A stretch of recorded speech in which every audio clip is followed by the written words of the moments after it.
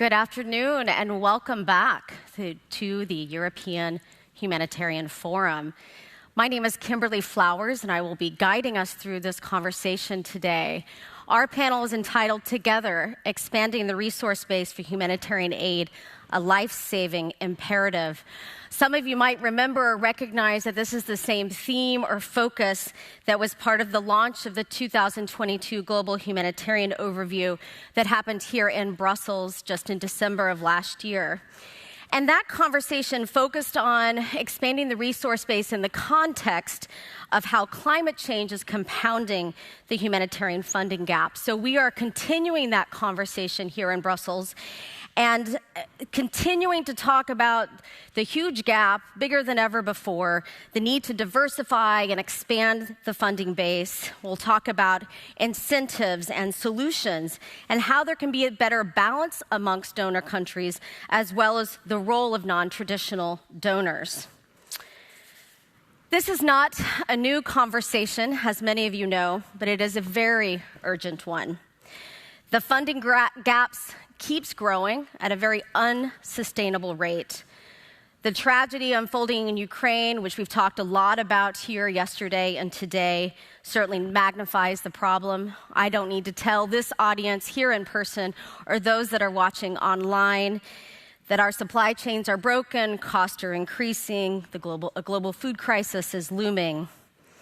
The images from Ukraine should be enough to spur us to action. Ultimately, when we talk about the resource base and funding, it's really a matter of life and death. There's not enough funding to help those in need, never mind the gross imbalance amongst donors. And as I'm sure many of our panelists will talk about today, hard decisions are already being made in the field of who amongst the most vulnerable need the aid the most. Well, let me introduce this very impressive panel that we have today so you know who we are talking to. And once again, I just want to welcome not just those here, but those online. If you're following us or tweeting out on social media, remember to use the hashtag European Humanitarian Forum. Now, let's turn to our panelists. I'm going to start to my left and go down. First, we have Mirek Dusek from the World Economic Forum. He is the deputy head of geopolitical and regional affairs, but he's also the head of Europe, Eurasia, the Middle East, and North Africa. He's been a member of the World Economic Forum Executive Committee since 2013. We also have David Beasley, who's the executive director of the World Food Program. Under his leadership there that he's been leading since 2017, I'd like to remind you, although they talked about it in the previous panel here too, that the World Food Program won the 2020 Nobel Peace Prize. I've shared the stage with David on a number of times, and I'll tell you that his passion that I know he'll demonstrate today is very sincere. And this topic in terms of raising funds is something he's also very talented at. I'd also like to hear, David, a bit about your visit to Ukraine last week when we get to you. Next, we have Matilda Erdkrans, who's the Swedish Minister for International Development Cooperation. She's been in that position since November of last year. Previously, she was the Minister of Higher Education and Research, and she's been a Minister of the Swedish Parliament since 2016. My guess is she knows the person next to her, who is Thomas Tobé. He is also a member of the European Parliament right now, where he is currently the chair of the Committee on Development since 2019, but previously he was also a former member of the Swedish Parliament. We have Isabel Coleman representing the U.S. Agency for International Development, where she is the Deputy Administrator for Planning and for Policy and Programming, She is a global development and foreign policy expert. Her career has included being U.S. Ambassador to the UN for Management Reform and Special Political Affairs, as well as a career at the Council on Foreign Relations. Isabel, welcome. We have Philippe Lazzarini, who's the Commissioner General of UNRWA, or the UN Relief and Works Agency for Palestine refugees in the Near East. It would take me all day to list all of his leadership positions that he has held within the United Nations and ICRC in the private sector. We are very grateful for him being here today. We also have Pierre Micheletti, who's a doctor, a scholar, and a writer, and has been working in the humanitarian sector for 3 decades. He is currently president of the Action Against Hunger. And joining us online is His Excellency Sultan Mohammed Al-Shamsi. He is the Assistant Minister of Foreign Affairs and International Cooperation for International Development, representing the United Arab Emirates. He's had 25 years in leadership positions in government and has been a significant leader on humanitarian aid and foreign policy. So I'd like to start with Isabel and USAID, which is an agency where I used to work as well. Isabel, I don't need to tell you, we all know that the humanitarian aid needs continue to grow. They're skyrocketing. And why? Well, we also know the reasons. It's growing instability, protracted conflicts, it's the climate crisis, as well as long-lasting and more severe crises. Humanitarian aid resources are not keeping pace, and the donor base is stubbornly narrow. So there's this alarm bell, right? It's ringing loud and clear. So my question to start off, Isabel, is how do we meaningfully balance or reconcile this need for solidarity, for garnering more resources, while at the same time ensuring that humanitarian aid is delivered in a very principled manner? How is the top donor like the United States responding to this immense challenge? Isabel? Well, thank you so much for your great question. I would just note that the numbers are... Oh, my apologies. Well, I'll be using handheld mics. Can you hear me? Thank you. Yeah. Yes. I would just thank you for the great question. The numbers are startling. When you look out at the growing needs, the gaps just get bigger. You know, with the global humanitarian overview for this year, projecting 274 million people will require humanitarian assistance, and that's up 17% from last year, which was already the highest number in decades. So, you know, you've mentioned the gap, and that's true. It really is enormous. And of course, with climate change, we see more and more people being displaced internally inside their own countries. The UN is projecting over 200 million people will have to move within their own countries due to the effects of climate by 2050. And that's not even including all of the numbers with this crisis in Ukraine, where just in a matter of weeks, some 12 million people need humanitarian assistance. It's unprecedented. So the humanitarian community, of course, is facing these unprecedented challenges on top of the COVID-19 pandemic. Last year was a record year for U.S. In humanitarian assistance, in no small part driven by the COVID pandemic. And we're facing another record year on top of that this year. So there are, just so many needs. And we had an interesting lunch just earlier talking about how too few countries are really bearing the brunt of the humanitarian challenge. The largest 20 public donors in 2020 contributed 96% of all international humanitarian assistance. So we are clearly relying on a small number of donors for the majority of funding, which is not sustainable over the long term. The United States is the largest single provider of humanitarian assistance. Last year, we did more than $13 billion, but that's still not enough. We're well aware that right now, with increasing fuel prices, food prices, energy prices, they're all interconnected. It's just raising the cost of providing the same amount of humanitarian assistance with all these inputs going up. We, of course, are committed to supporting principled humanitarian action and urge others to systematically scale up their funding commensurate with the growing needs. More attention and collective donor action, we think, is needed. We call upon the multilateral development banks, the MDBs, to really remain active in fragile settings. And we think that they can be a very important stabilizer. NDB programs bring a set of development tools to humanitarian responses that traditional humanitarian agencies don't necessarily deploy. such as strengthening and expanding social safety nets to include vulnerable populations, greater coordination of MDBs, or where relevant, their UN implementing partners within the humanitarian architecture, and donors really with the MDB activities could improve the overall effectiveness and efficiency of the response. So we're really looking at taking the efforts in a more collective way to provide some of those much-needed social safety nets in humanitarian settings. Diaspora groups could also be a more critical piece of the private sector funding. So many diaspora groups already send funding directly to family members in conflict areas.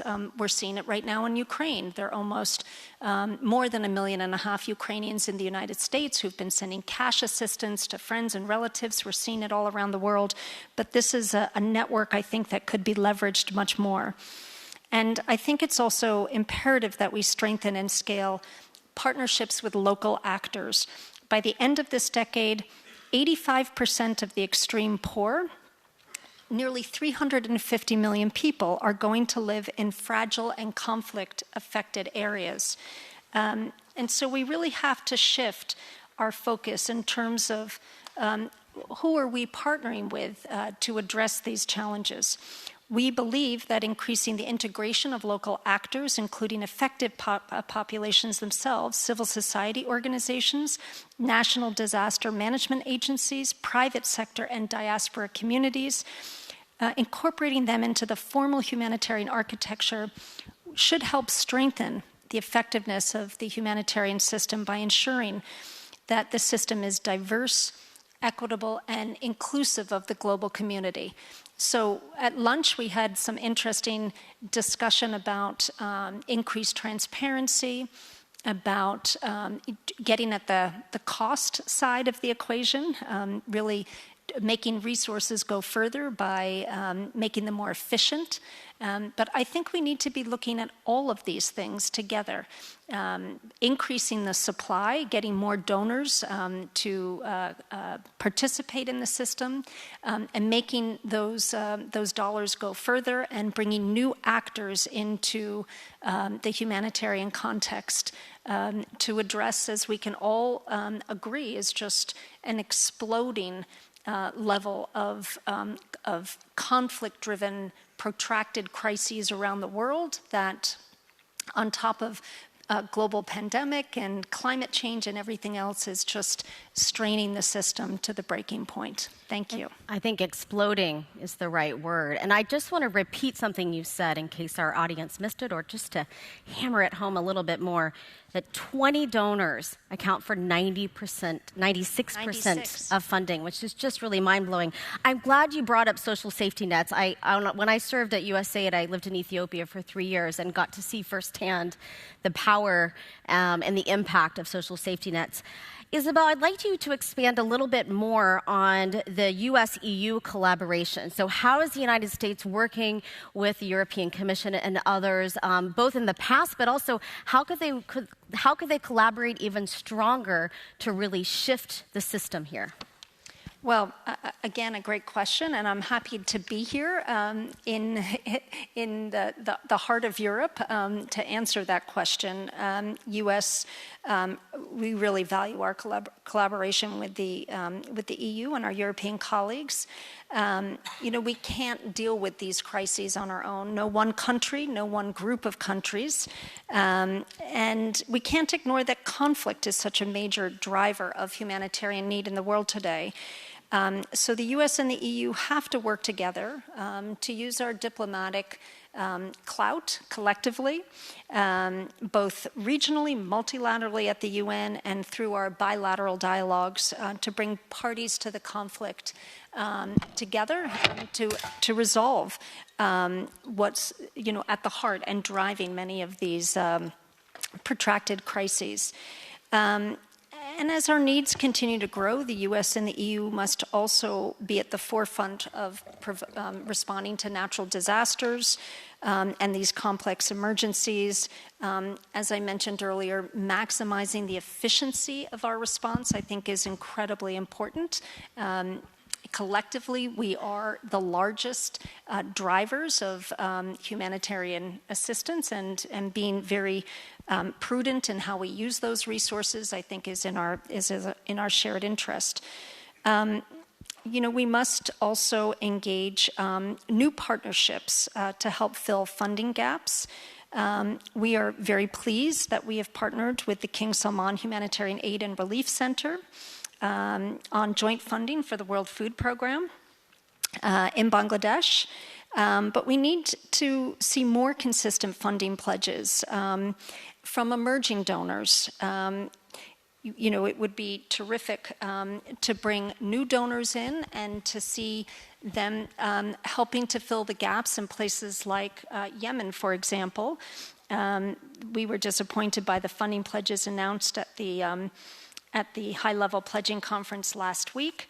I think that there's much more that could be done in particular areas, and the U.S. and the EU must very much remain aligned on strategic priorities to tackle the most pressing challenges, including it's not over, the COVID-19 pandemic. We're seeing new resurgence in various places, but working together to protect the humanitarian space in the face of what has unfortunately been obstruction. We had a conversation at lunch today also about access and making sure that even when you have the resources available, that you have the access to be able to deliver the aid that's needed. And I think the U.S. and the EU, again, using our diplomatic clout, can really be effective in making sure that there are good humanitarian channels and access. And in Ukraine specifically right now. Thank you. Yeah. It's a very good point. Let's turn to your colleague. Next, you can just pass the mic to him, other colleague, Thomas, on the other side. That's okay. We're going to turn to the European Parliament now, especially as we talk about those collaborative partnerships between big donors like the United States and the European Union. Last year, Thomas, the European Parliament adopted a report, and in that report, it talked about new orientations for EU's humanitarian action. It included a strong call for greater international responsibility sharing and an increase in global humanitarian funding. So my question to you is, how can public opinion and policymakers be persuaded that this is important? When you talk to them, how do you explain that increased humanitarian funding is a worthwhile investment? What lessons can we learn from your experience? Well, firstly, there is one thing to build a majority in the European Parliament for that strong cause. That doesn't mean that we have succeeded. And to be serious for a while, I mean, we all know that the humanitarian funding gap is huge. And of course we see a lot of international commitments. We have many important stakeholders that really try to step up to these challenges. That is for sure. But at the same time, I feel, and that is my experience also as the committee chair, even if we try to work in a sustainable way, try to have a long-term success, really try to achieve results. Politically, we're still running after every crisis, in a way. And of course, the focus can shift, quite quickly. And that doesn't mean that the needs go away. I mean, if we would have had this panel 1 year ago, we would have probably only been talking about COVID and Afghanistan. Today, of course, and since Ukraine is so close to us, of course, Ukraine is very close to us. But basically, what we tried to do in the European Parliament was to say that we need to acknowledge that we need to have a long-term commitment when it comes to funding. And of course, the content and the efficiency in what we do is always important. But basically that we said that we need a fixed share of gross income. We said 0.7%. And that is basically to try to give a push. It doesn't mean that only if you have that goal that you will see that everybody will achieve it. But it's good to put on the table, you know, to have at least something to discuss.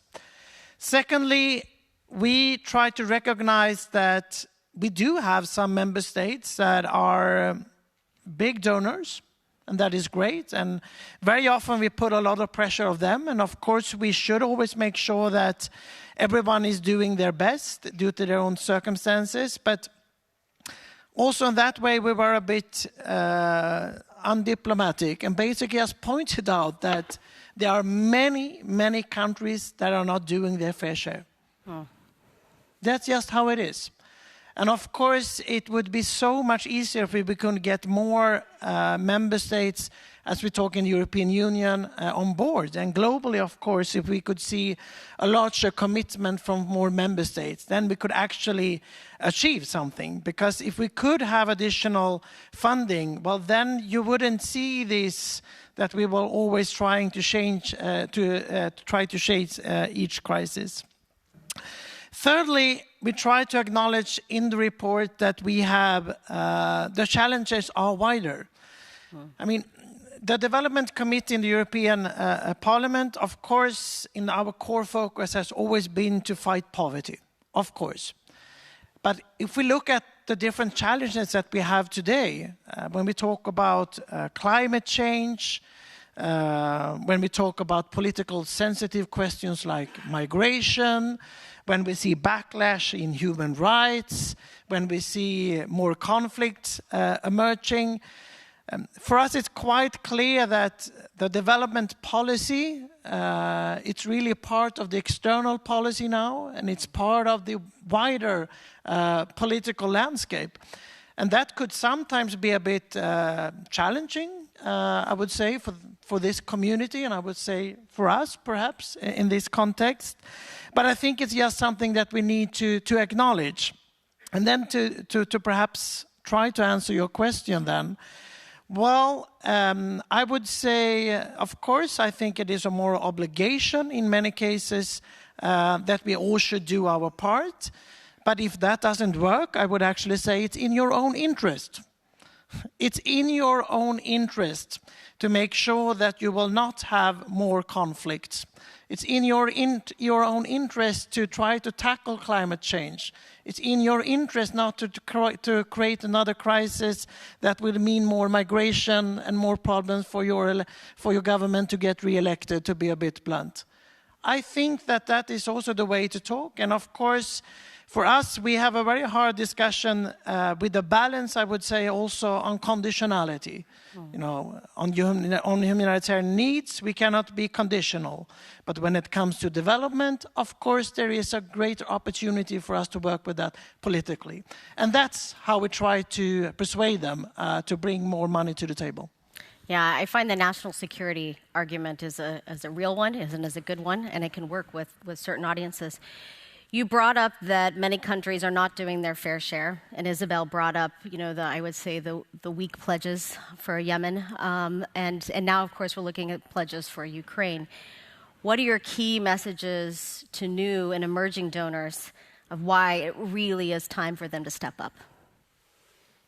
No, I don't want to repeat myself, but I think it is clear. I mean, we are living in a much more complicated world, and we're in this together. I mean, most of the challenges are global, and I think for us, of course, we need to find pragmatic ways to cooperate and really try to show the benefits for the new donors. And of course, politically also acknowledge when they do their fair part. Let me take one example, I mean, that perhaps is not on the aid sides, on development aid, but let's take the crisis that we have now in Ukraine. There's no secret that we in Europe have had long discussion on how we should do our fair sharing when it comes to migration. One of the tricky questions here in Europe. But what we see at the moment with this crisis is huge solidarity. We see huge solidarity from countries like Hungary, like Poland. I think it is important then to acknowledge that and actually to say it and to acknowledge it, because that could also lead to a foundation where we can actually work even closer together. I was going to ask you, are there specific newer emerging donors that you have your eye on, like donor countries that you sort of want to call out, which you kind of just did, but are there others that you really see are ready to step it up and you know that that's coming or it has come? David offered a list. Let's see. I don't want to single out anyone, to be honest, because I really think we are in a very tricky spot now. Because it's easy to sit here and talk about the report that has been adopted in the European Parliament. It's really important. But to be honest, what we will see in the coming months and years is going to be challenging times, because governments will need to fund other things as well. And that will be a challenge for us who are pledging for more humanitarian aid. That's the reality. I understand. Thank you. Let's turn to Matilda. Last year in May, the EU member states adopted the Council conclusions on humanitarian aid communications. And in this, they underline the urgent need to enhance global efforts to significantly increase the resource base for humanitarian action. You see the theme, lots of reports coming out. We need more money, right? But this also talked about the importance of delivering humanitarian aid more efficiently with the available sources that we have. Sweden has been an important player in the humanitarian aid and is one of the largest donors in the world. How has Sweden been able to build domestic political support for this issue? And what are the constraints and opportunities that you have with your constituents of why this is so important? Thank you very much, and thank you for organizing this panel discussion. It's truly important. Being a part of the Swedish government, of course, I'm proud to be a top humanitarian donor. It makes a difference when it comes to the most vulnerable people. The Swedish humanitarian aid is based on humanitarian needs and humanitarian principles. And I think that is something that when it comes to humanitarian aid, we need to continuously address that and be very certain that we give our humanitarian aid out of humanitarian principles. Sweden has actually for the last 54 years been giving 1% out of our gross national income to development cooperation. And this, of course, also gave us the opportunity to be a top donor when it comes to humanitarian aid. But I must say that even in Sweden, the majority of the people still want Sweden to be a big player when it comes to development cooperation. But even in Sweden, the sort of two biggest opposition parties in Sweden, they actually want to cut down the funding for development cooperation. So even in Sweden, it's important that we can show the results of our assistance when it comes to humanitarian aid and development cooperation. And I think it's important that we also see that a country like Sweden, we together with Germany, we provide sort of 2/3 out of the development cooperation and humanitarian aid when it comes to the EU, and this is as also Thomas from the European Parliament pointed out, this is not sufficient. We need to broaden the donor base. And you can also see that sort of both Sweden and Germany, we took a very good responsibility when it comes to the refugee crisis in 2015. But at least in Sweden, the government got re-elected, giving 1% out of GNI and taking responsibility for the refugee crisis. So it is possible. But as Thomas said, what we are seeing now in Ukraine with the horrific sort of Russian invasion in Ukraine, and and what it's doing for Ukrainians and the refugee crisis that we see the biggest sort of escalating refugee crisis in Europe since the Second World War. So of course this will also put a strain on what government in EU can do when it comes to development cooperation. I think that's what we will see, but I hope also that we can see on the European continent that humanitarian aid makes a difference, because it is humanitarian aid through different kinds, UNHCR, WFP, ICRC and so on, that actually are making a difference on the ground in Ukraine and the surrounding countries. So hopefully this can also give a better understanding how important it is that we together take our responsibility when it comes to humanitarian aid. But if we want to broaden the base of donors, I think we also need to work on the efficiency when it comes to humanitarian aid and development cooperation. I think it's important to sort of to be very clear on when it comes to humanitarian aid, it's humanitarian principles that we work on, and but saying that if we are better to prevent, for example, climate disasters, if we give humanitarian aid that is flexible and as unearmarked as possible, it's easier for the humanitarian aid to be reallocated where the humanitarian crises are. But also, I think that is crucial when it comes to fighting fighting poverty throughout the world, because of course in Europe and for many of us now our focus is on Ukraine, but I think it's important being on this Europe Humanitarian Forum as well, that we also are very clear on that we can't forget other humanitarian crises, and we need to be able to step up and do our part when it comes to Yemen, Afghanistan, Syria, for example, because otherwise I think because this also gives sort of I think this is also something that will make it easier for other donors to step up and pitch in, if you can see that we are actually targeting where the humanitarian needs are, where humanitarian aid is most needed. Well, I think I'll stop there. Yeah, we certainly have to show how it's working, be efficient, and continue to focus on humanitarian principles. Matilda, I'd like you to speak a little bit more on if you see any scope for greater collaboration amongst EU members to respond to the funding challenge. What could be done better? What could be done better together?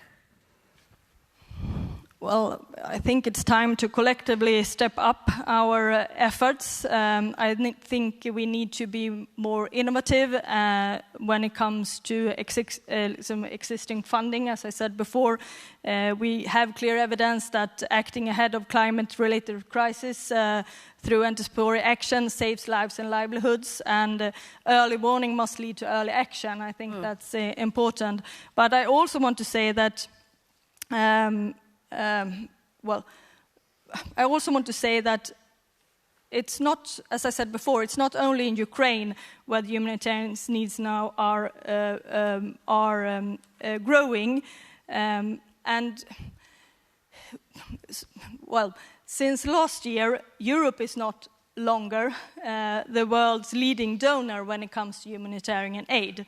So sometimes sort of the efforts of EU and the member states in many cases doesn't really correspond to the member states' political and economic clout. So I think sort of the European Union, we have to work within the European Union to step up our efforts if we want to get others outside the European Union to do their fair share. And then, as been said from this sort of panel before, of course it's absolutely crucial that we work together, US and EU and other partners, because we have so many challenges that we need to step up our collective efforts. It's not a time when we back down. It's actually the other way around. We need more of international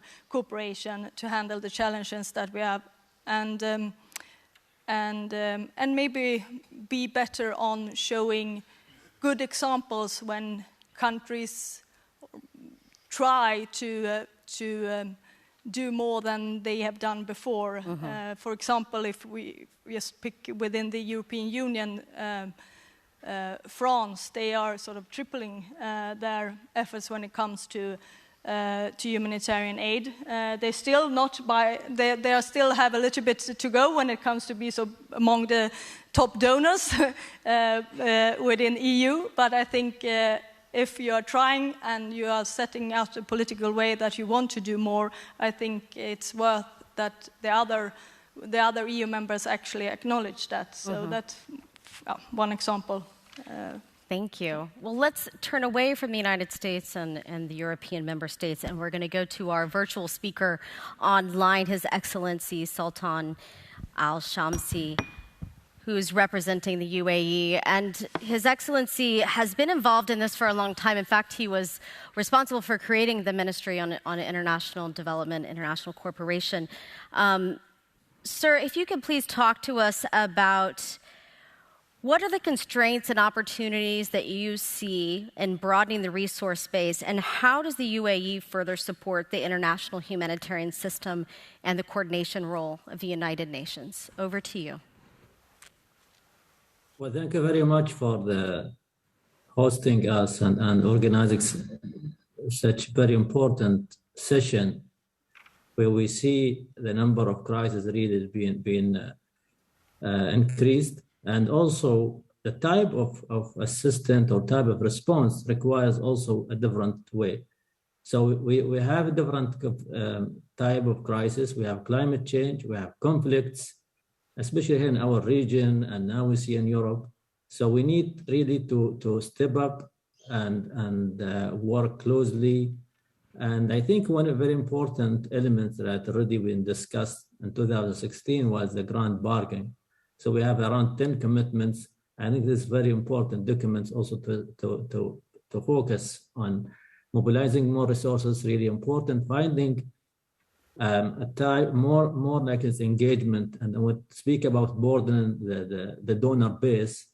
Countries are very important to contribute, and also we engage different instruments like private sector. We see it's very important to engage, but the very important things that we need to shift as possible as we can to the early recovery and stabilization work. Because we need people less depend on humanitarian aid. So what we have done, like an example in Iraq, and where we have established with other donors, the stabilization fund. Without that fund, we will not see people return to Mosul or return to the areas being liberated from Daesh. And also similar things being happened on the northeast of Syria. So it's very important to look on that scale as well. Is very important. UAE will be hosting the COP28 next year. We need to find also more instruments and more to focus on the climate issues. We have really a big element in the room where we have these really the climate issues. We need to really find also sustainable solution for such crisis. UAE just announced also $85 million to the crisis on Ethiopia. That, of course, will work more with the UN organization like this WFP, UNICEF, ICRC, and others. But also it's very important to engage on the local-based organization. We have to strengthen that the organization where we see support the more first responders actually on the ground is very important.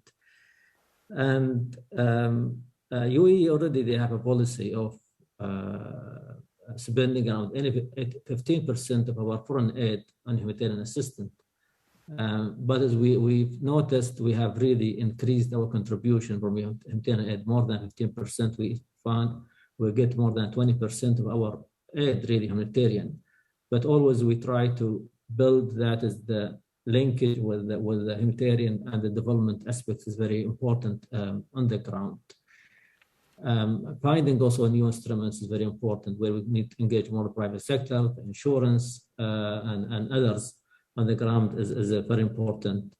What is happening now, I think, also with the type of the refugees we've increased, we will reach more than 80 million people will be refugees or IDPs on the planet.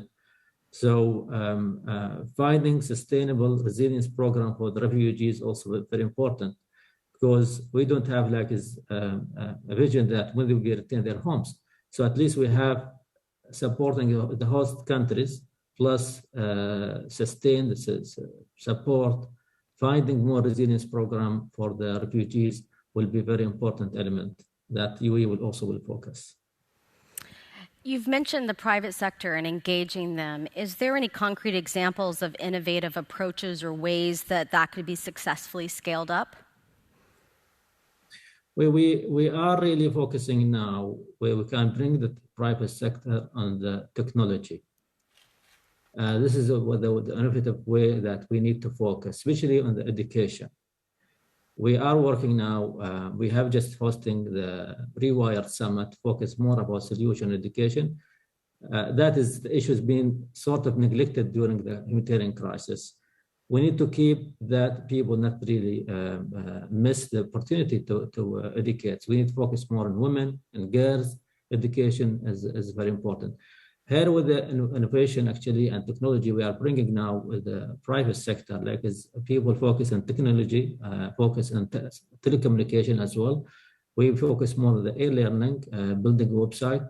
So now UAE has already announced about the e-schools that is open for any people that can really engage and get the education degree. We will focus more with the people that will miss education, especially in refugee camps, on that. Plus also the clean water is very important. We have almost 1 billion people on the planet also. They don't have opportunity for the clean water. That is also another important element that will focus on the renewable energy, where we can bring the solar on that. But what we have really done on the small island states, like in the Caribbean and the Pacific, we have already allocated around $50 million on the Pacific, and also we replicate that also in the Caribbean. That is very important also element where we find this solar power for these islands. We need them to reduce the usage of the fuel, depend more on the clean and energy coming from solar and the wind. But the very important element there also, we have engaged more women.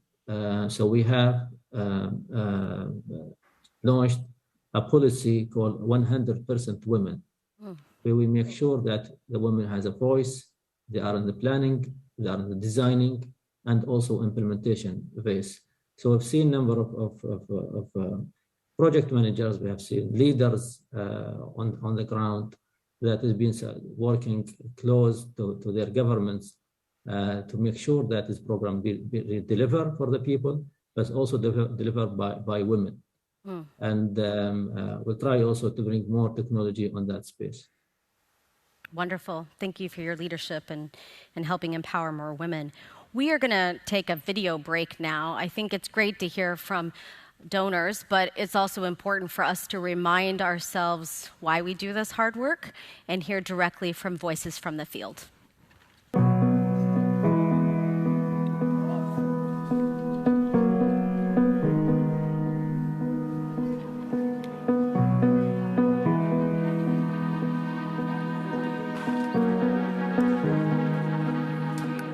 If we are unable to meet humanitarian needs, whether it is refugees, internally displaced persons, or returning vulnerable migrant workers, The impacts transfer to host communities, which already have limited resources in many instances. It's challenging to plan year in, year out, and in some cases month by month, based on what resources are available. Humanitarian support needs to be equally consistent and predictable.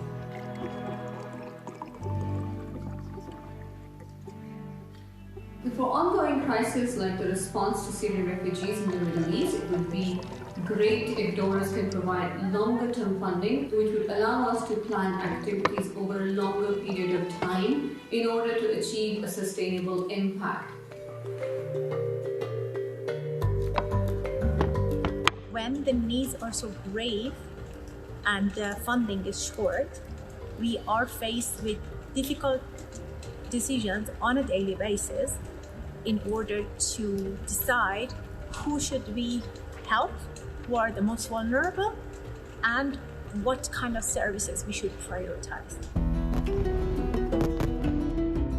If funding to Gaza stops, it will lead and even strengthen the downward trend in Gaza, so a trend of de-development, of further poverty, of further needs.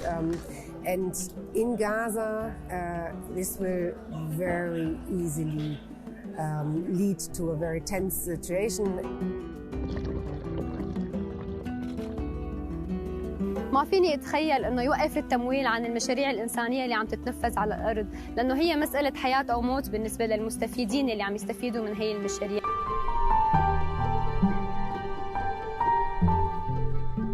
We must be able to mobilize resources in order to address the immediate needs of the affected population and to really aim for building back better and not just to build back. Early financing is critical to stop the catastrophe from happening and subsequent costly response. Failure to alleviate humanitarian needs erodes the long-fought, hard-fought development gains and seriously compromises the peace-building efforts. This is time, high time, to realize the full potential of the private sector, exercising due diligence and keeping the humanitarian principles at the forefront. Actors, leaders with different mandates, you must work together in the spirit of multilateralism and for global solidarity so that we can mobilize the required funds across the development, humanitarian and peace nexus.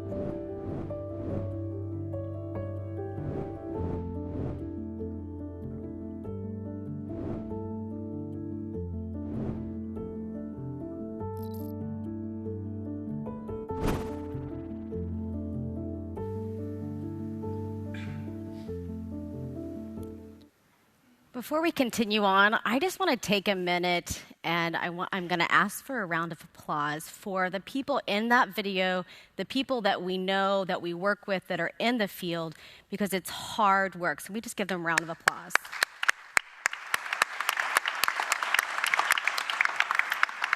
I'm sure many of them are watching this conversation online as well. So let's turn to David. David, the World Food Program, and you in particular, no stranger to this. You have a long record of engagement with governments, with corporations, and individuals of trying to increase this resource base. Talk to us about some real concrete examples of some strategies of how you've been strengthening partnerships, and specifically give us some examples related to international finance institutions and private sector. I remember getting a phone call 5 years ago about taking a role in the UN, and I was like, not a chance, you know. And you haven't left. Yeah. And so I remember the discussion about taking this role, and I said, look, I don't want a job. I don't need a job. I love what I'm doing now. And I met with a few friends in the Senate, the United States Senate, Republican and Democrats, who said, you've got to take this job. And I said, why? They said, well, you're one of the few that can talk the Trump administration out of zeroing out foreign aid. Mm-hmm. And I said, well, I don't know if I can do that, but let me take that role, but give the job to somebody else. And I said, no, you've got to do this. And so when you go back 5 years ago and realize we were facing the first Trump budget was zeroing out international aid. And our budget at the time was a little less than $6 billion. And a lot of our humanitarian friends were attacking Trump, and I said, no, I'm going to be smart about that. I'm going to be strategic. And I took the approach that if I could just get the right message in front of any leader, they'll do the right thing. And so I established a strategy, because you've only got so many hours in a day, and you've only got so many relationships. And how do you manage your time? How do you manage your relationship? And how do you manage your message? Is absolutely critical. And when you do message, who are you messaging to? That's another discussion that the UN has had, in my opinion, significant problems with. Messages that do not resonate with average taxpayers in a country. But let's talk about that. So I began strategically working relationships around, let's say, President Trump at the time. And it didn't take long at all before I had almost every single person around, but I also had the backstop that the senators, and at the time I had a Tea Party caucus in the U.S. House, Republican controlled, but by a really conservative bunch who did not like the UN. So I began working the House, a lot of my colleagues and friends, and the last thing I was going to do was walk in and try to defend the UN with them. So I was very strategic in my messaging with them. Let me show you what we're doing, how we're doing it, and why it makes a difference. And you began building support among an element that normally would be opposed to additional funding into the United Nations, for example. On the Senate side, it was a lot easier. I had an incredible support base of Republicans and Democrats that clearly understood the influence of strategic, efficient, and effective international aid. And so before long, our funding in the United States went from $1.78 billion to $3.7 billion over a couple of years. Now, that didn't happen just because of one end of the Pennsylvania Avenue. I had to work the members of the Congress in strategic committee meetings, explaining the messaging, working with the State Department on our messaging and how we articulated that message. Then I began looking, all right, Germany. Germany was at $400 million. Now they're $1.4 billion. Well, you just can't go into a country and say, hey, I want more money, because UNICEF wants more money and UNHCR wants more money and every other agency wants more money. So how do you build a bigger pot? So you don't just go on CNN in the United States. You got to go on Fox and CNN and in MSNBC. In Germany, for example, you've got a conservative element and a more liberal element that's more supportive of international aid. Now, depending on how you define conservative and liberal in global politics, right? So I began doing more television and radio and print, let's say in Germany, in the UK, and in the EU, messaging to the different audiences that would give support, because you've got a really rational perspective from a member of the parliament. Because that taxpayer in that member's district is saying, well, Thomas, why should I send money to Chad when I got bridge problems, school problems, healthcare financial needs in my home district? Why should I send money down there? And so that gets into messaging. And I would have chairmen of different committees in different countries would call and say, hey, would you come speak to my committee and please lean your message this way or lean your message that way, and at the same time making certain that my message is in line with the ministers of the government of what they want to achieve as well. And it's really quite remarkable what would happen. I would see some of the most conservative anti-UN might be a strong word, but all of a sudden they're like, wow, we get it. We see what you're talking about. And then I would also make the argument is that it's not just about doing it out of the goodness of your heart. Let me, as Thomas was saying earlier, let me show you what's going to happen if you don't do this. And so you've got to give anecdotal stories. For example, the European community realized it really messed up on not focusing on Syria in advance and strategically. What happened? Germany just did a study. $125 billion over 5 years for 1 million refugees. Now, we feed 125 million people on any given day, week, or month. Why is that important? Because we know what they're thinking.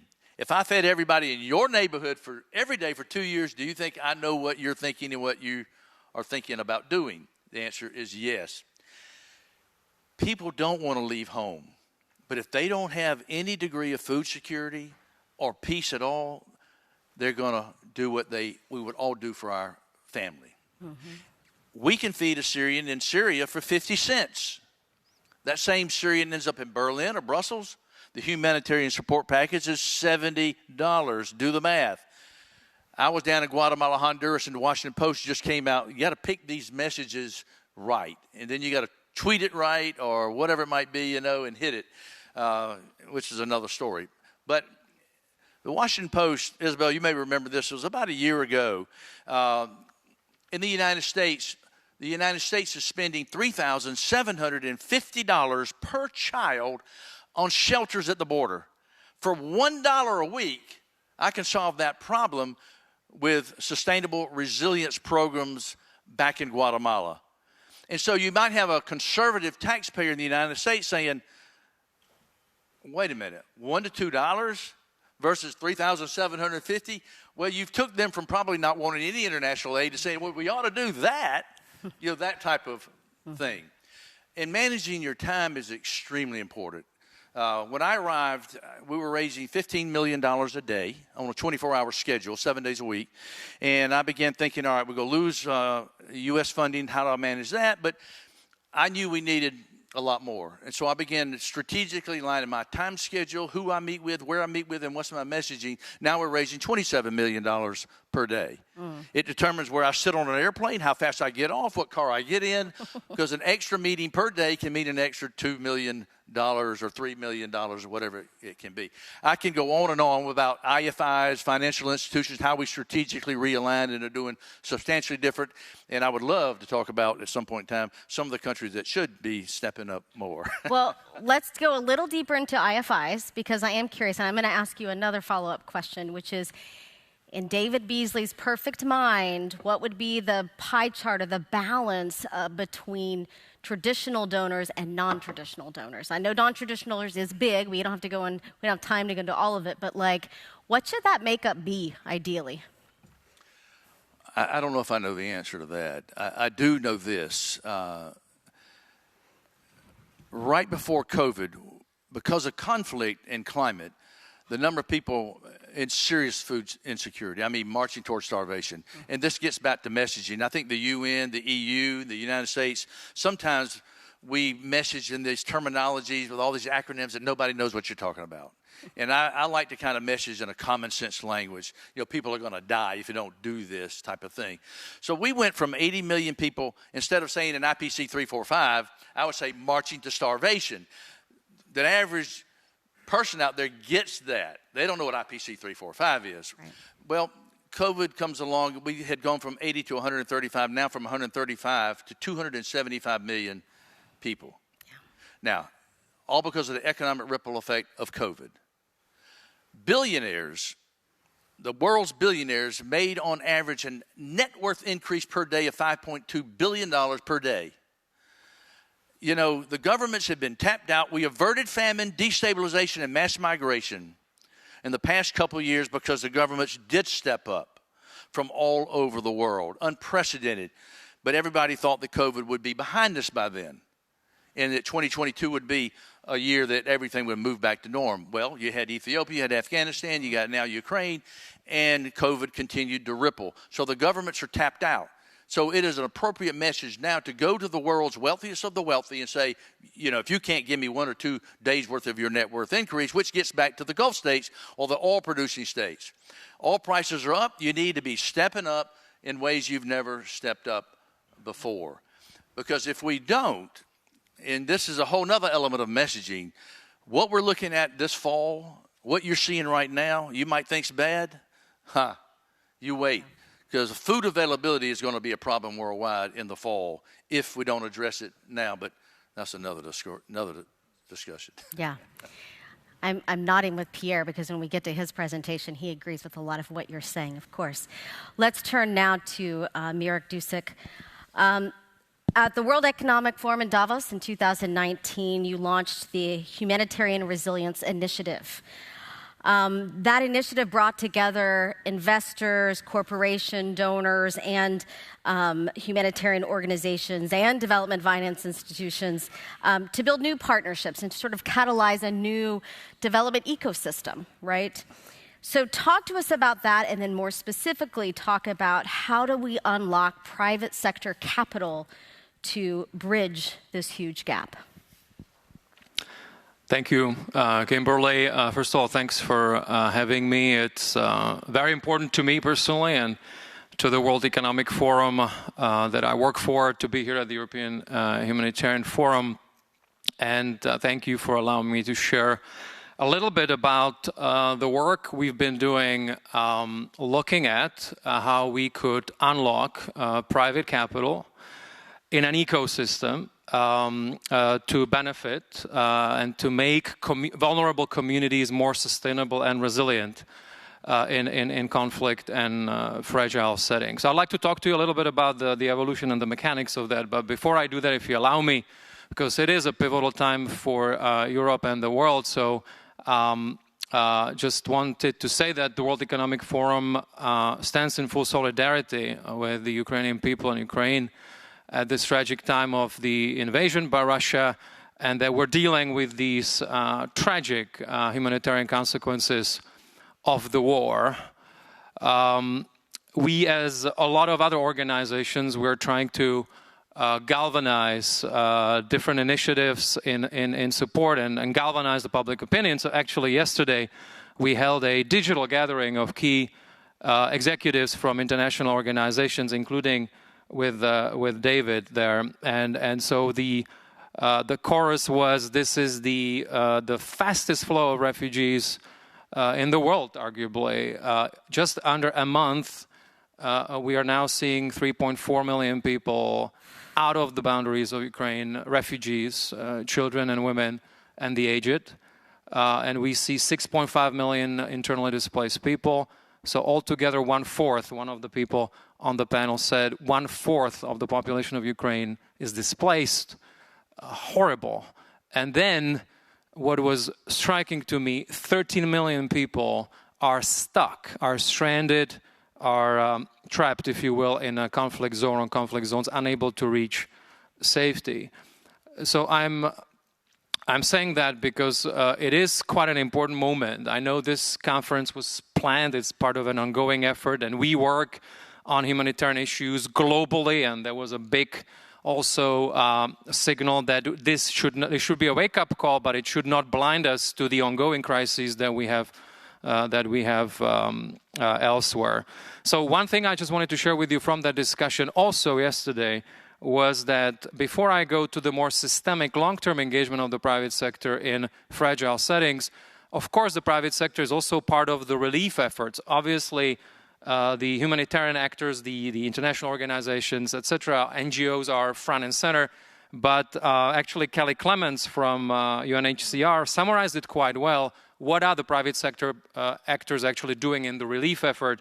And she underlined that these organizations that are on the front lines, they need resources, they need money, funding, because it's flexible. You can use it for anything within your charter, obviously. Also in kind, so people are reacting in kind with equipment, with clothes, etc. There is a lot of outpouring of employees, so people work with their employee base to help volunteer, etc.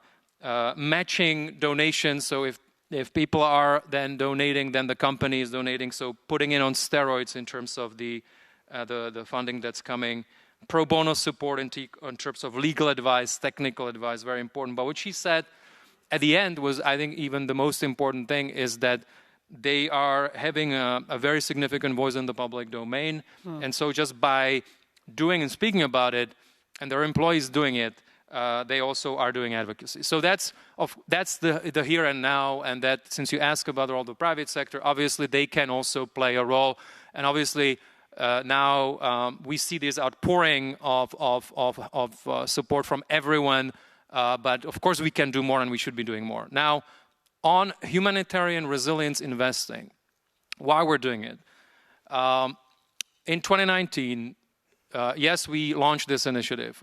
It was not so new in terms of saying, okay, we instinctively think that to make those vulnerable communities in fragile and conflict settings more sustainable and resilient, we need to create a sense of agency for them. We need to empower people. And how do you do that? Well, a lot of people get motivated if they can start a business or get employment that they feel can have results. So I think that is not so new.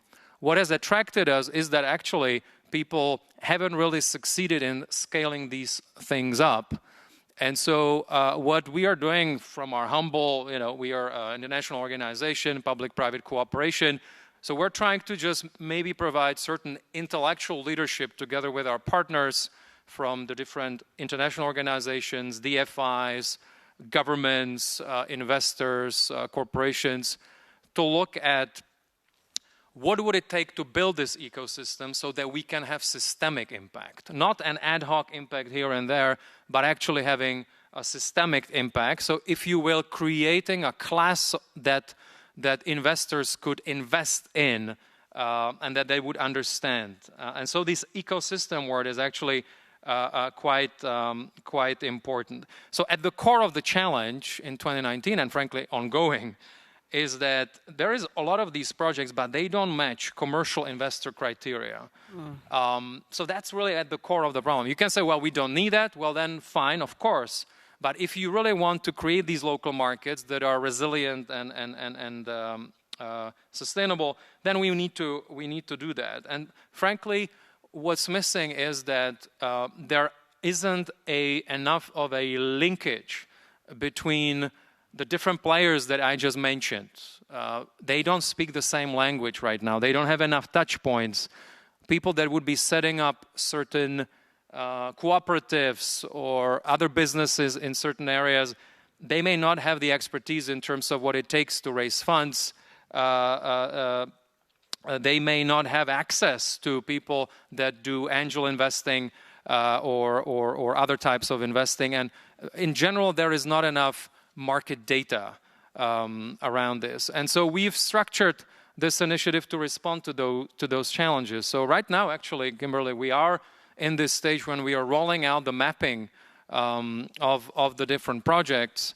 I'll give you two examples just to make it a little more concrete. Actually, one is from the World Food Program, Age to Grow, which is I think it's one of your innovation teams that is doing locally adaptable and affordable hydroponic solutions. So basically solutions that you can develop food with in a flexible way, and looking at how they can attract, and they've gotten some traction from private investors. That's one. Another example is the Danish Refugee Council, Mr. Green Africa, and Unilever are looking at plastics recycling, and as you know now, circular economy is becoming commercially viable. So this is in that space. So those are just two examples, but it's not going to be an exhaustive list, but I think we're more looking at archetypes so that we can learn from it, and then through the platform of the World Economic Forum, because we do work with the big companies of the world, investors, etc. So we want to bring it to their attention, but we need the data and the examples. I'm out of time, but maybe just quickly, the other thing we're doing is we have a group of our partners from the humanitarian organizations, and they're telling us we want to strengthen our organizational readiness to actually work on these projects, because our people, frankly, many times are not ready to do these things. So we've created a playbook that I can also talk about maybe later. And then, of course, we are preparing the annual meeting in Davos. It's been postponed from January because of COVID, so it's going to happen May 22, 26. And so this work is going to be part and parcel of what we're going to be doing there in May. Thank you for your work in that. It sounds like as you map it out, you're finding who is missing and helping to bring them into the fold, including investors. Let's turn now to Philippe Lazzarini. Broadening the base, as we keep talking about, is a much stronger safeguard against the vulnerability of humanitarian funding. UNRWA is, as we know, a case in point of what can happen when geopolitics gets involved and how you had a severe impact to your funding, even though it's universally backed through a mandate from the UN General Assembly. So based on your experience, what type of engagement strategy can work to provide predictable funding? And how much can we really rely on these non-traditional sources, including some that we just heard about? Thank you, Kimberlyn, and thank you for asking all these questions, for which I have to say I'm still looking at the answers. So Aren't we all? It is a constant concern to look at the predictability. As you know, UNRWA is operating in a region where we are dealing with one of the longest lasting unresolved conflicts. So when we talk about protracted situation, this is definitely one of them. UNRWA is also unique compared to any other UN agencies because our mandate is to provide government-like services to the Palestinian refugees living in the camp across the region, one of the most destitute community in the Near East. And at the same time, to run our school, to run our health center, and to keep thousands of teachers, doctors, health workers, sanitation laborers, we depend only and exclusively on voluntary contribution from the member states providing this mandate. So that's a model which has functioned, I would say, for decades. We could deliver, the agency delivered these services to this community and could even expand its services. And basically, it was also accepted that the position of the Arab world was this is a problem created by the West. So when it comes to access to these critical services, it needs to be covered by the Western countries who have created the problem.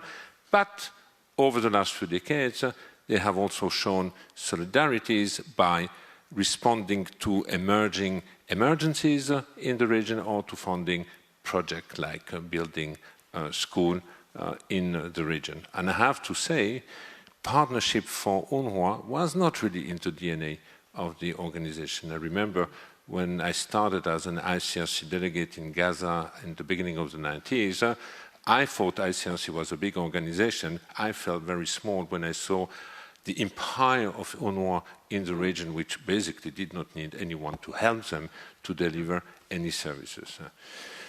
I have to say this model did work, but has come to an end.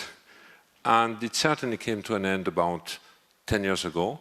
We have seen competing crises. We have seen politicization of the humanitarian assistance. Then in the Middle East, we had the Arab Spring, we had a number of regional but more global development, but also a very deep sense that the Palestinian and Israeli conflict is not anytime near to be resolved, and hence started to drop very low on the broader geopolitical agenda. Now, as you mentioned in your question, we have been directly hit by some political decision. I think in 2018, the former Trump administration decided overnight to defund the organization. And this was based on an assumption that if we weaken UNRWA or eliminate UNRWA, we might address once for all the problem of the Palestinian refugees. Unfortunately, it was not the first time, and it has not been the last time. There were already countries having done this before, and countries later on. I just recently went to the Arab League and called for regional solidarity. If you look at the Arab contribution, overall, it went from 25% 4 years ago of the overall budget to 3% last year, and many of them has also fully phased out because of domestic political consideration. On top of that, and we are here in Brussels, Brussels has a parliament which is regularly targeted by detractors whose aim is to delegitimate the organization, hoping that donors, the Commission or other European donors, will decrease or condition or even defund the organization, again with this hope that if we do so, if we eliminate or weaken the agency, we might once for all address the problem of the Palestinian refugees outside of a political trajectory. Now, what does it mean for UNRWA today? When we talk about financial crisis, we are accustomed to associate to the organization, but the reality is that what we are expected to deliver in terms of services, keeping more than 500,000 girls and boys in our school, the costs year after year have increased, but the income have stubbornly stagnated over the last 10 years. At the beginning, we could deal with the tension with financial reserve, and then by austerity measure, and then by carrying over liability. But today, we have reached the tipping point. So you heard me a few times talking about the financial existential threat on the organization, because if we cannot fulfill our mandate, the impact will be across the region in the 5 fields of operation where we are present, and it will not be just one given refugee camp. So, having this in mind, partnership, again, is becoming a must. It was not in the DNA, but today we have to open to this. There is no other choice. But the basic line is we have to make sure that access to services be guaranteed for the Palestinian refugees. If we start with this assumption, we can start to look at what partnership would mean. It's not necessarily partnership to cover more needs, but it's really partnership to ensure that the overall mandate be, fulfilled. So we talk a lot about the private sector. I think we have niche experience, anecdotal, very nice one, especially in the ID sector or transportation sector, but I do not believe that this can at any moment substitute to the importance of the predictability of the public funds. Now, the new avenue to look at is obviously to leverage comparative advantage within the broader humanitarian development system. David, your organization is now the expert of cash transfer. UNDP and the World Bank have experience with municipalities when it comes to waste management. You take UNICEF, they are the experts within the broader UN system on engaging with water authority. So there is definitely an entire avenue to look at that we are working on. And then we have the partnership with the host country. This is always it's an important one because we have to synergize our services. Also, it allows us to promote the right of the Palestinian refugees primarily to access the job market, and that promotes also better social inclusion. But there are a number of red lines. Number one, for the host, we cannot talk about integration in the absence of a political horizon in the region. But also for the Palestinian refugees themselves, they see UNRWA more than just a lifeline or a service provider. They see the organization also as a witness of their suffering over the last few decades. Yeah. So we really have to bear this in mind because we can't start to talk about partnership only if it is a partnership not perceived as undermining future right and not perceived as a way to dismantle the right to have access to these critical services. But if we agree with this, I do believe there are possibly ways once for all to start to address the chronic crisis in which the agency finds itself, which is highly unsettling for everybody, for the host country, for the Palestinian, for the communities, for the staff, for the donors, but even for the stability in the region. Mm-hmm. Thank you. Thank you for those points. As we turn to Pierre, he's going to give his presentation from the podium in French. So if you have headphones and you don't speak French, now is the time to get those out and put those on. Pierre, at the end of last year, you published an article, which I found quite fascinating. The article that now it's a party. It's never a party until something falls down. Good job, David. Pierre, at the end of last year, you published an article, a fascinating article. You published it with Thomas Piketty and Bertrand Beatty, and it talked about proposing to rebuild the current business model of humanitarian action. You called for a compulsory contribution from both high-income countries and high-income individuals. So please, Pierre, tell us about your proposal and how this could contribute to greater responsibility sharing. Over to you. Merci Kimberley. Merci aussi à mes prédécesseurs d'avoir tenu le timing. C'est toujours un petit peu inquiétant de parler le dernier après 7 autres personnes, donc je suis content qu'ils aient tenu le timing. J'étais d'autant plus inquiet, le public ne le sait pas, quand j'ai vu que le chronomètre était tombé en panne, donc merci à vous d'avoir respecté les durées. Alors, pour répondre à la question de Kimberley, je voudrais dire que cette tribune, avant de faire des propositions, elle part d'un diagnostic, et je voudrais en médecin que je suis encore un petit peu, pas de traitement adapté si on n'est pas d'accord sur un diagnostic et sur les mécanismes d'un phénomène inquiétant. Donc on assiste aujourd'hui à une crise en Ukraine qui a déjà été abondamment commentée, qui a des conséquences qui ont aussi été évoquées par mes prédécesseurs. Cette crise, elle suscite une très grande solidarité, et c'est tant mieux. Mais aussitôt, pour les acteurs humanitaires, se pose la question des financements des crises existantes et des nouvelles urgences et des potentielles conséquences de la crise ukrainienne sur le système humanitaire global. Quelques précisions. Je vais vous parler de l'aide humanitaire d'urgence et 3 chiffres à rappeler à notre auditoire. Cette aide humanitaire d'urgence annuelle, elle est d'environ, en 2021, 40 milliards de dollars. Rappelez que l'aide publique au développement d'origine gouvernementale, elle est d'environ 180 milliards, mais que la principale source de financement de la solidarité internationale, c'est ce qu'on appelle les remises migratoires, c'est-à-dire les sommes que transfèrent les diasporas dans leur pays d'origine, qui représentent plus de 400 milliards de dollars. Donc moi, je vous parle de la première boîte, de celle qui est censée répondre aux crises et aux urgences.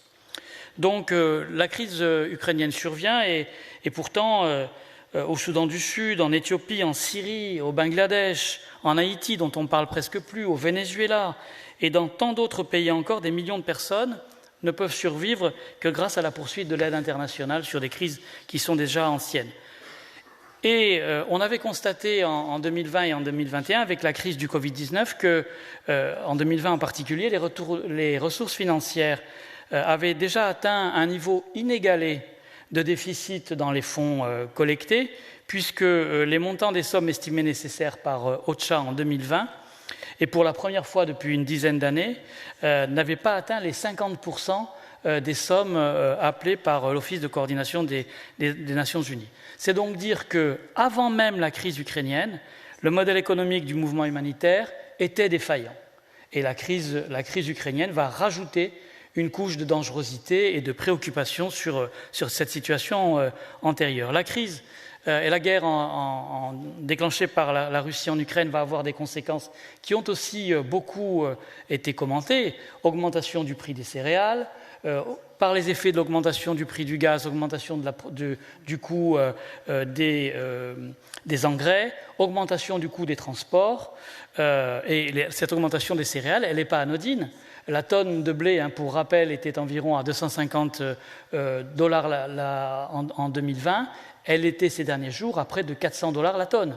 Donc on est sur une augmentation qui n'est pas anecdotique. Et je vois le directeur du PAM hocher de la tête parce que, bien entendu, je vais y revenir, vous savez ou vous ne savez pas que, par ailleurs, mais ça a déjà aussi beaucoup été commenté, l'Ukraine était le principal pourvoyeur du PAM, avec près de 13% sur votre compte-rendu d'Assemblée Générale de 2020, 13% des ressources céréalières, des ressources alimentaires du PAM venaient de l'Ukraine. Donc cette crise va avoir des conséquences. Et comment ne pas soulever des inquiétudes quand on sait que à la fois survient l'Ukraine, mais que déjà sur 2020, les budgets destinés au Yémen avaient régressé de 40%, qu'au dernier appel des donateurs, on a à peine atteint les 30% des sommes appelées, et que nous étions, il y a quelques semaines encore, uniquement à 10% des sommes qui avaient été appelées pour faire face au risque de famine en Afghanistan au titre de l'année 2022. Donc c'est ça le diagnostic qui est posé dans la tribune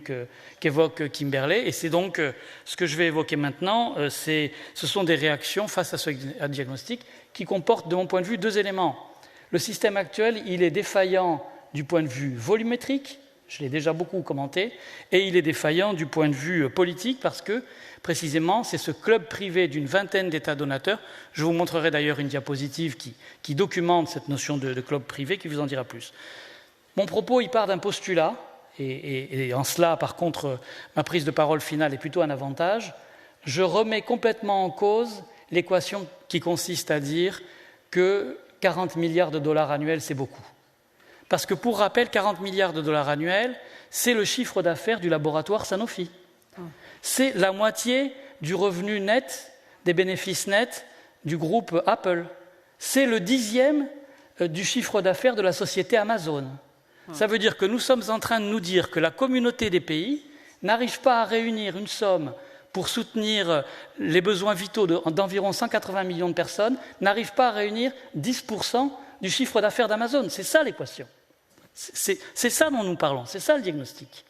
Alors, les recommandations thérapeutiques qui sont listées dans la tribune conjointe avec Thomas Piketty et avec Bertrand Badi.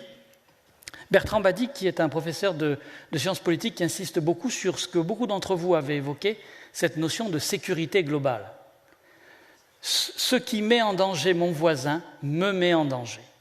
Et vous l'avez évoqué à travers les questions migratoires, à travers les conflits, etc. Bertrand Badi est une des références sur ces questions.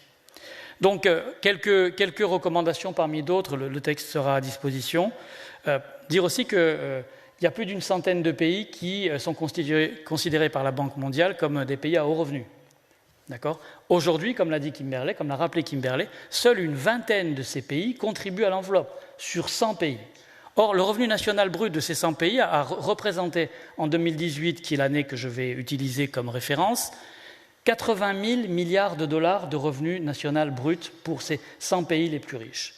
Ce qui veut dire que l'enveloppe financière de cette même année 2018 aurait représenté 0,03% des revenus nationaux bruts de ces 100 pays. Voilà l'équation chiffrée.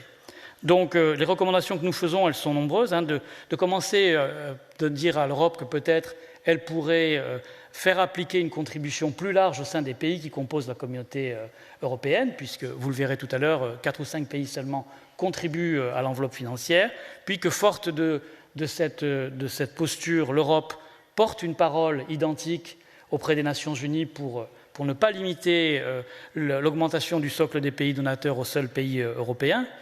Ça, c'est la recommandation la plus concrète.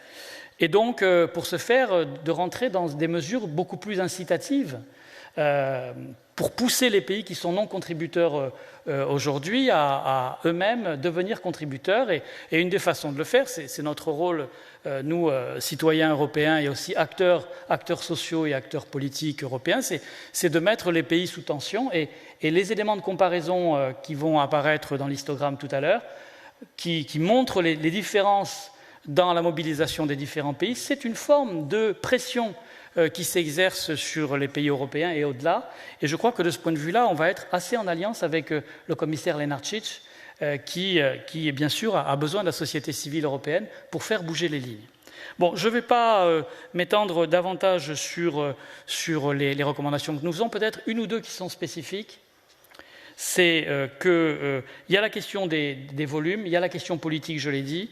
Dans la question politique, le rôle qu'on veut faire jouer aux ONG internationales sur la question des luttes antiterroristes, et en particulier sur la question du screening des bénéficiaires, vient encore rendre plus compliqué pour nous l'équation sécuritaire. Et je veux le redire. Ce qu'a évoqué Philippe tout à l'heure, bien sûr en tant que patron de l'UNRWA, c'est qu'il y a des crises qui durent. Et que dire qu'il y a des crises qui durent, mais on a cité les territoires palestiniens, on pourrait citer Haïti, on pourrait citer le Soudan du Sud, on pourrait citer la République démocratique du Congo, ça veut dire qu'il faut sécuriser sur la durée des financements pluriannuels. Alors, Kimberley me rappelle à mes devoirs, je vais vous montrer, s'il vous plaît, la diapo de ce club privé des 20 pays. Donc, vous voyez que tous les pays de l'Union européenne n'y sont pas, ça vous montre ça. Ça vous montre que certains poids lourds des relations internationales n'y sont pas non plus. Un pays comme la Chine, qui pèse lourd dans le revenu national brut mondial, ne figure pas sur cette liste. Mais ce que vous montre aussi cette diapositive comparative, c'est qui compare donc la part de chaque pays dans le pourcentage du revenu national brut mondial versus sa contribution, donc ce revenu mondial qui représente 80 000 milliards de dollars en 2018, et la part que ce même pays prend dans la contribution à l'enveloppe annuelle qui, en 2018, représentait 30 milliards de dollars. Et donc, vous voyez là les bons et les mauvais élèves, les élèves vertueux et ceux qui ne le sont pas. Et je pense que pour les décideurs politiques européens, il y aura matière à s'inspirer de tout ça. Voilà ce que je voulais vous dire. Je vais simplement dire que nous avons un rôle à jouer, les ONG internationales, non pas parce que nous avons des grandes bouches et que nous parlons le dernier, mais parce que je voudrais rappeler quand même que les ONG internationales, par ailleurs, récoltent 25% de l'enveloppe financière annuelle destinée à l'aide humanitaire d'urgence. 25% des 40 milliards sont collectés par les ONG internationales. Donc nous ne sommes pas des petits joueurs dans cette affaire. Et que nous mettons en œuvre opérationnellement 40% de l'enveloppe annuelle. Nous sommes les opérateurs de 40% de l'aide humanitaire internationale annuelle. Donc, quand nous revendiquons certaines choses sur les questions de la sécurité, sur la question des luttes antiterroristes, sur la question du screening des populations bénéficiaires, nous le faisons avec la légitimité que nous confère notre capacité à capter des fonds et notre capacité opérationnelle à répondre aux besoins sur le terrain. Merci.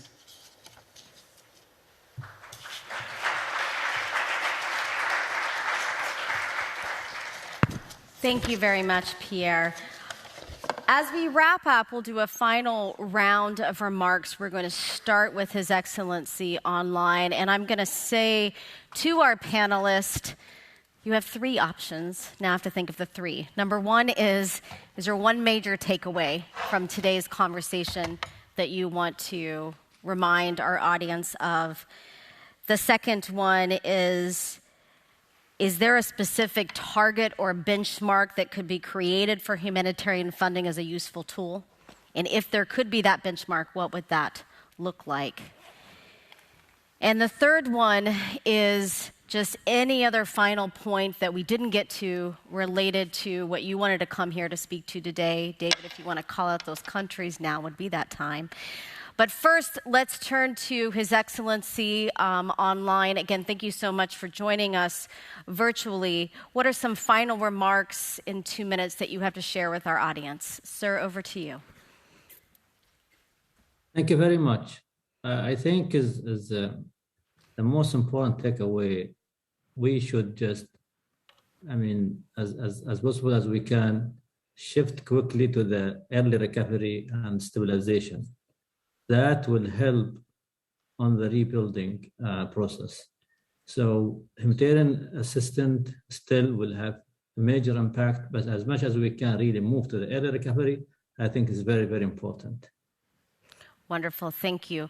For our panelists, we're going to start with Mirek and work our way down. Pierre, you'll be the final voice again. What are your final thoughts? I would like to add, because I think it's interesting to the discussion in terms of incentives for investors to get more involved. Two things that I wanted to mention in addition. One is, and actually USAID is working on it a little bit, is to be able to do disclosures, standardized disclosures on data around impact and risks with the investors. And number two, to be able to assess and quantify the market opportunity. And that was actually done in the Kakuma refugee camp in Kenya by IFC. They assessed it at 56 million per year, United States dollars, and it has actually led to more interest from them private sector players. So just an interesting addition there, in my opinion. Great. David. I think there's at least 3 countries that are glad Pierre did not pick 2020 and 21 to show what they've contributed compared to 2018.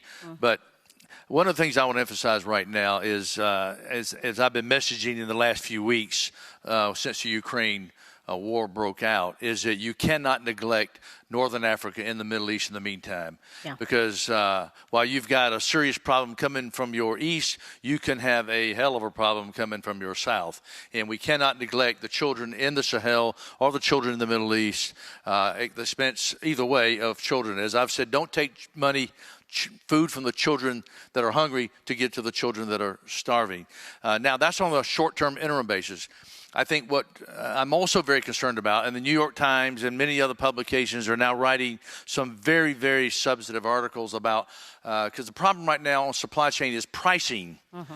The availability of food is going to become a heck of a problem in about 6 to 9 months, because most people don't realize Ukraine grows enough food to feed 400 million people. And if the agricultural leaders of the world can't compensate fast enough, if the war doesn't end quick enough, you're going to have extraordinary conditions. You're going to be paying, your problem in Brussels, you'll be paying double the amount of food. Well, you're going to be okay, but try having quadruple the amount of food pricing in Sahel and Niger, in Syria, and people are not going to survive. You will have destabilization of many nations in about 6 to 9 months from now if we don't get ahead of it. So we've got to be in solidarity and focus while we also deal with Ukraine. So, Matilda, your final thoughts on the way forward. By the next week, Sweden will disperse most of our 860 million euros to humanitarian aid to our partners so far in 2022. And I'm very proud of that, because it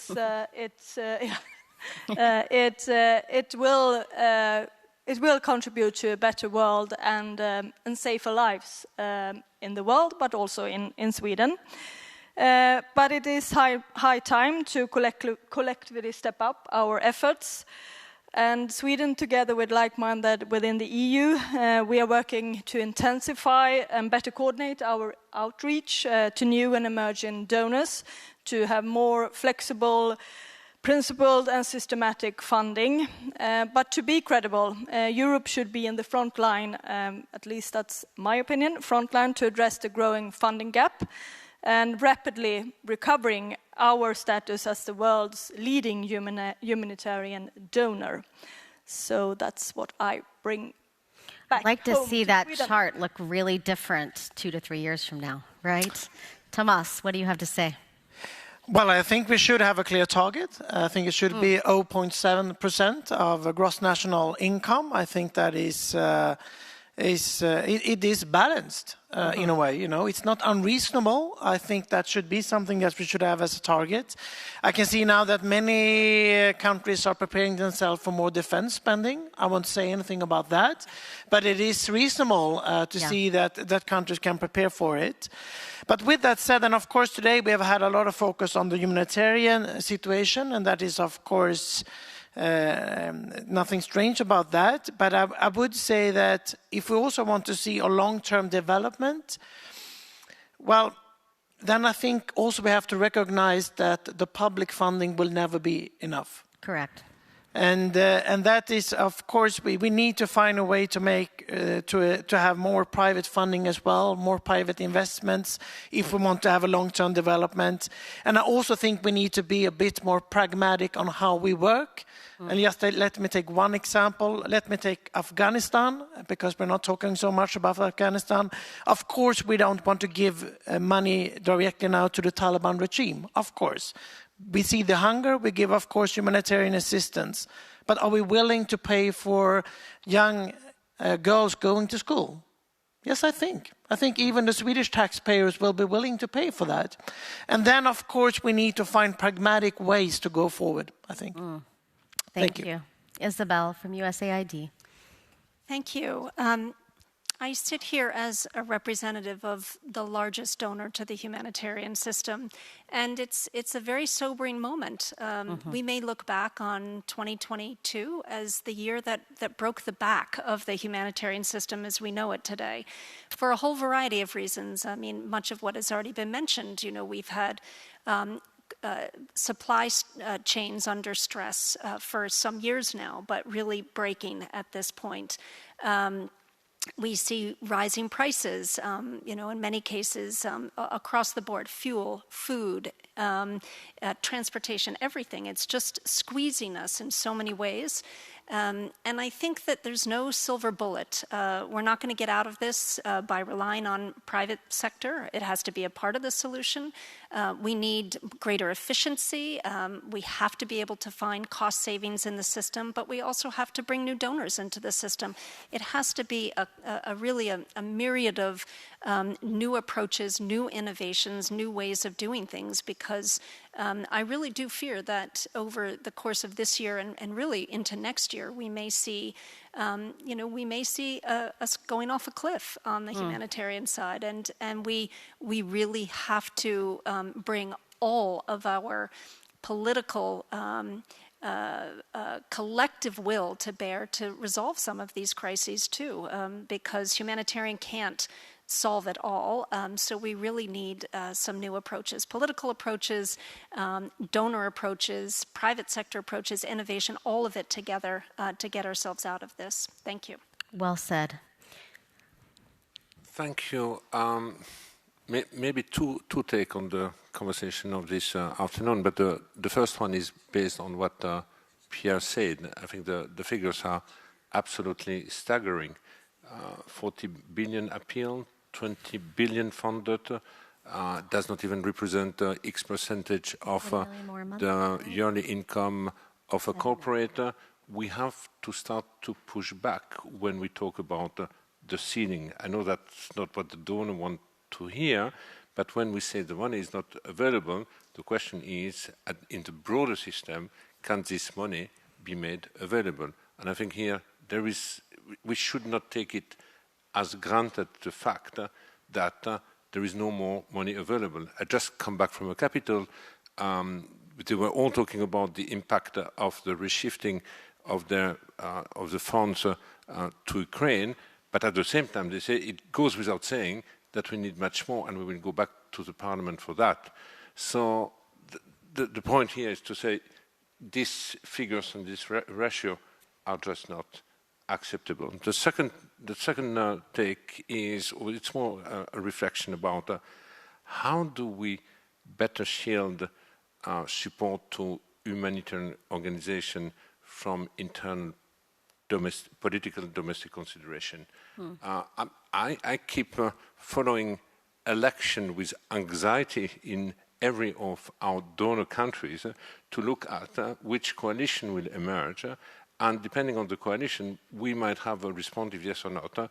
Our donors who have been reliable for decades will continue to be reliable or not. And here the question is, what kind of mechanism, in terms of legislation or whatever, commitment on the longer term, can we have to shield the organization from this internal dynamic? Thank you. Pierre, you have the final word. Merci. Deux considérations rapides. La première, et c'est pour ça que j'ai précisé ce dont je parlais, c'est-à-dire de l'enveloppe humanitaire de l'enveloppe financière d'urgence. La première considération, c'est pour dire que en matière de solidarité internationale, il y a le temps long et le temps court. L'Afghanistan en constitue un bon exemple. Oui, il faut que les femmes travaillent. Oui, il faut que les filles aillent à l'école, les petites filles aillent à l'école.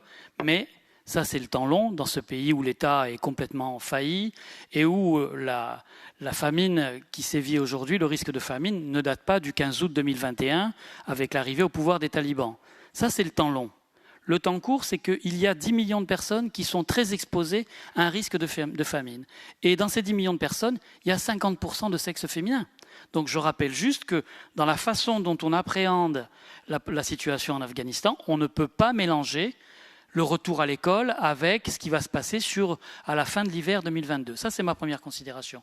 Et la deuxième sera beaucoup plus rapide, elle est au cœur du propos que j'ai essayé de tenir aujourd'hui.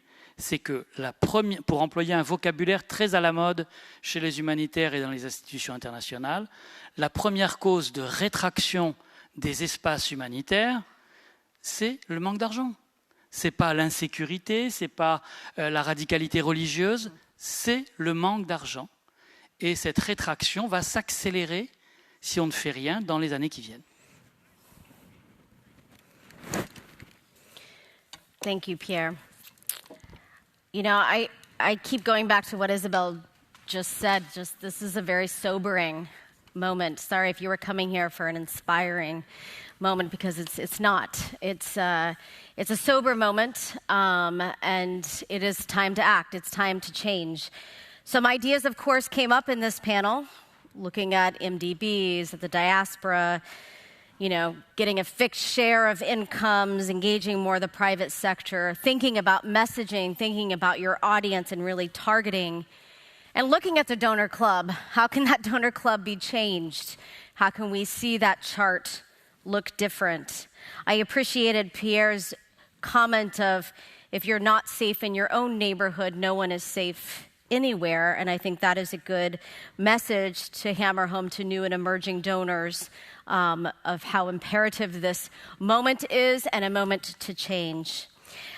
David mentioned to me that the increase of costs, which we've been talking about quite a bit here, just to give you an example, at the World Food Program, that means an extra $70 million a month in their expenses to feed people. And that comes down, again, tangibly. Like I said at the beginning, it's a matter of life and death, because that means 4 million people are not being fed because of those increased needs. Tough decisions are being made, and it's time to change that. I'd like to take a moment and, again, thank our audience here in person, thank our online audience, thank the European Commission and the French government for pulling this together. Let's give a final round of applause to our panelists.